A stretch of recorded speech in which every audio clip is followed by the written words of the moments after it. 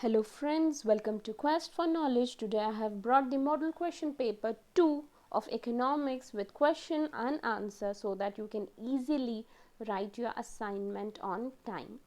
So first we'll go through with the part A. Choose the correct answer. So scarcity is the root of all economic problems. Data are presented in sentences is called textual presentation. Poverty line separates poor and non-poor. Most of the agricultural laborers are poor. Which state has achieved excellency in information technology? So the answer is Tamil Nadu. Fill in the blanks. Two ends of a class are called class limits. Most frequently observed value is in a series is called mode or frequency. Tax on income of individual is called income tax. The contribution of the educated person to economic growth is more than that of a illiterate person. Majority of workplace reside in rural area in our country. So match up here we have mailing questionnaire, loss of questionnaire.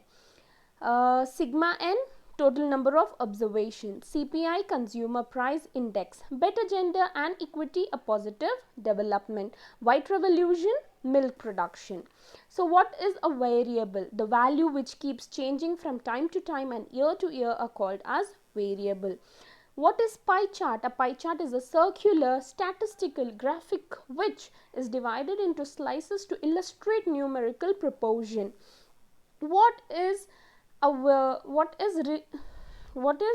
variate frequency, univariate frequency distribution? The frequency distribution of a single variable is called univariate frequency distribution. What is mean by outsourcing? In outsourcing, a company hires regular service from external sources, mostly from the other countries.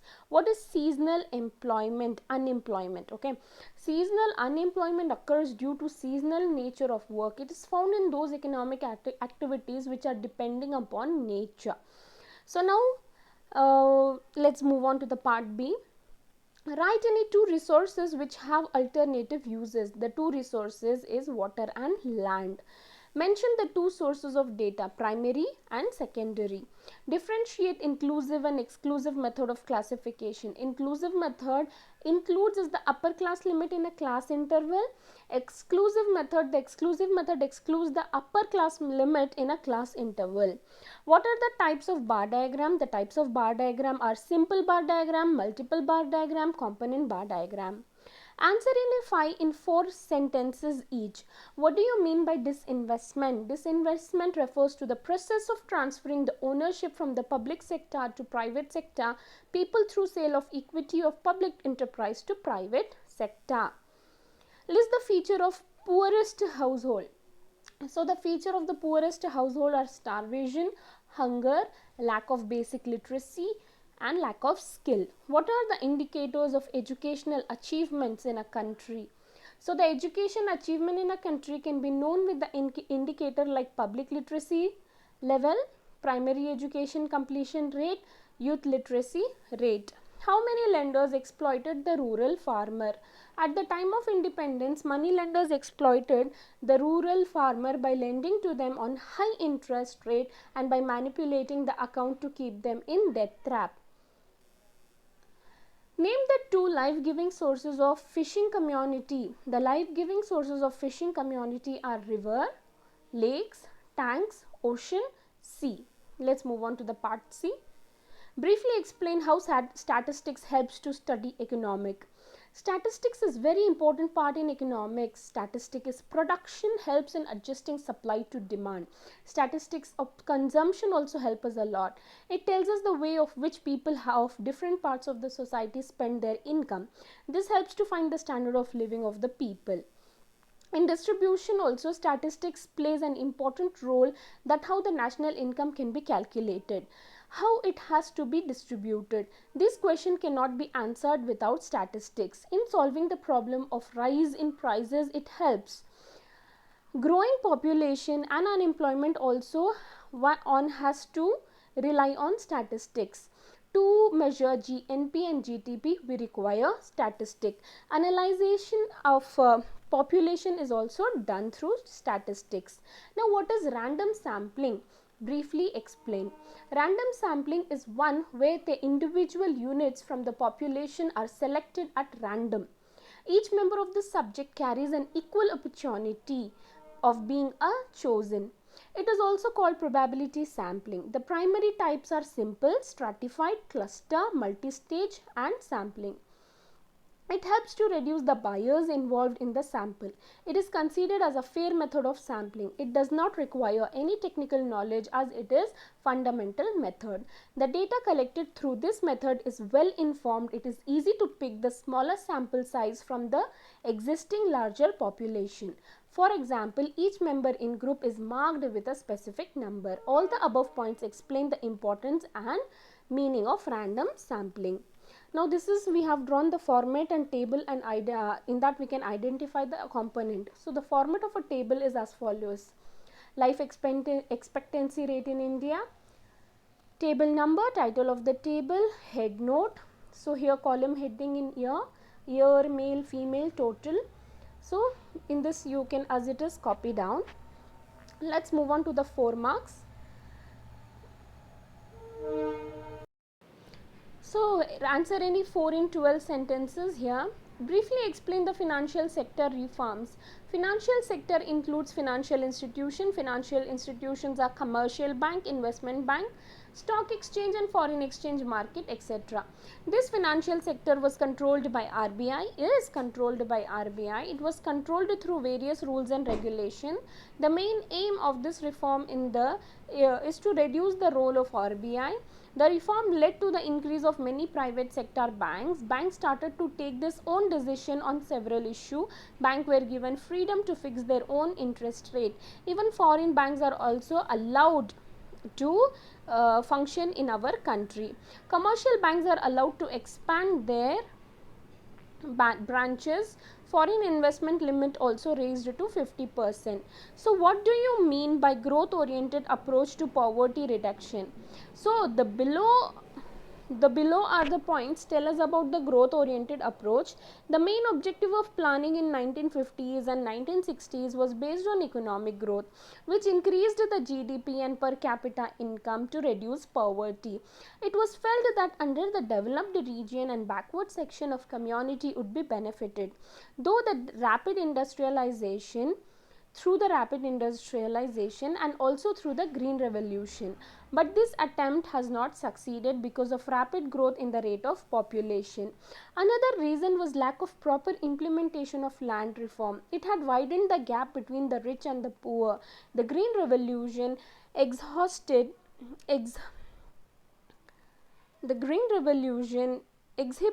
the disparities regionally and between large and small farmers. There are unwillingness and inability to distribute land.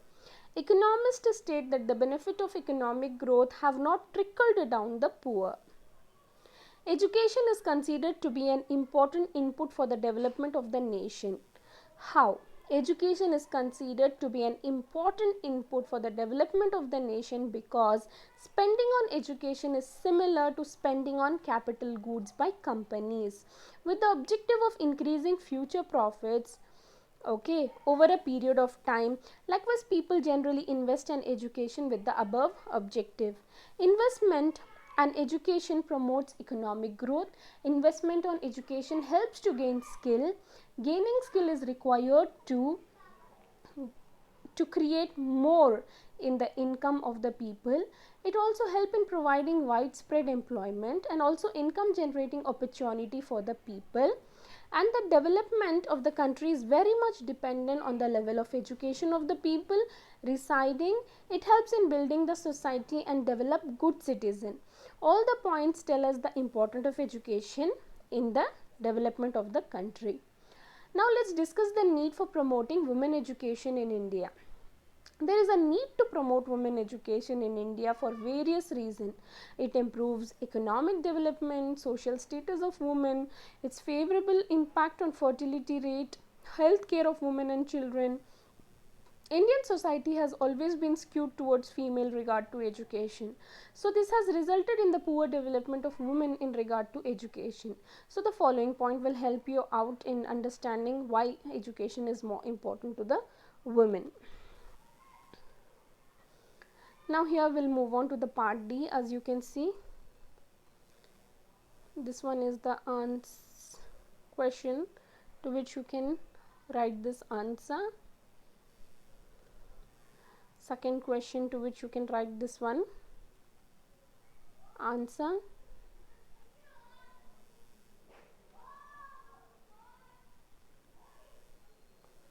And you can draw this graphic thing.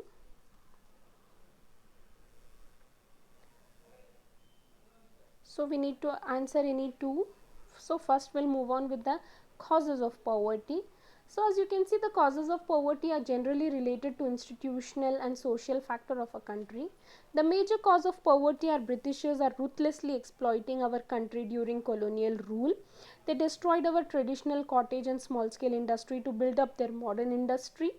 In India, inequalities in distribution of wealth and income are also responsible for poverty.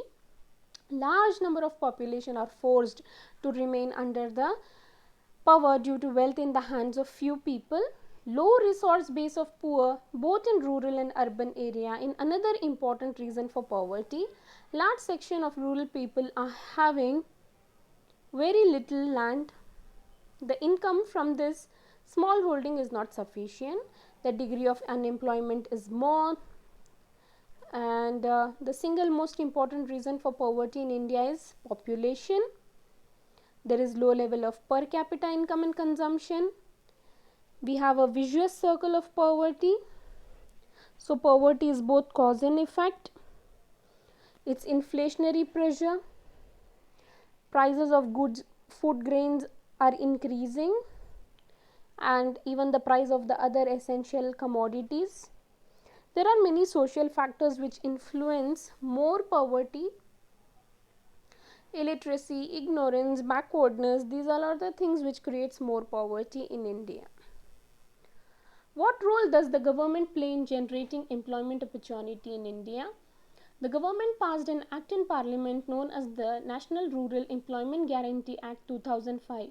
It promises 100 days of guaranteed wage employment to all rural households who volunteer to do unskilled manual work. Since independence, the union and state government have played an important role in generating employment actually. Their effort can be broadly classified into two, direct and indirect. Government employ people in various departments have played for administrative purposes. It also run industry, hotel, transport company, and hence provide employment directly to workers. When output of goods and services from government enterprise increases, then private enterprise which receive raw material from government enterprise will also raise this output and hence increase the number of employment opportunities in the economy. This is the direct indirect generation of employment opportunity done by the government. So it is the initiative taken in the economy. So self-employment is a major source of employment for both male and female. The category accounts for more than 50% of the workforce, whereas casual wage work is the second major source of employment for both male and female. This category accounts for more than 1/3 of working population. Other than this, when we observe about the regular salary employers, more workers are more in proportion than female workers. So let's move on to the part E. Write a note on Sensex. It's sensitive index of Bombay Stock Exchange, formed in 1st of January 1986 with 1978 to 1979 and Hun as a base year. Sensex is a free float market capitalization weighted stock market index of 30 well established and financially sound companies listed in Bombay Stock Exchange, that is BSE. Sensex is regarded as the pulse of the domestic stock market in India. Sensex today is widely reported in both domestic and international market through print as well as electronic media. Sensex indicates the change in the share prices and the value of the wealth of the shareholders. In the Sensex indicates rise in the share prices and the value of the wealth of the shareholders, and vice versa. So that is all about. I hope this video helps. If you like this video, do like, share and subscribe. Thank you very much.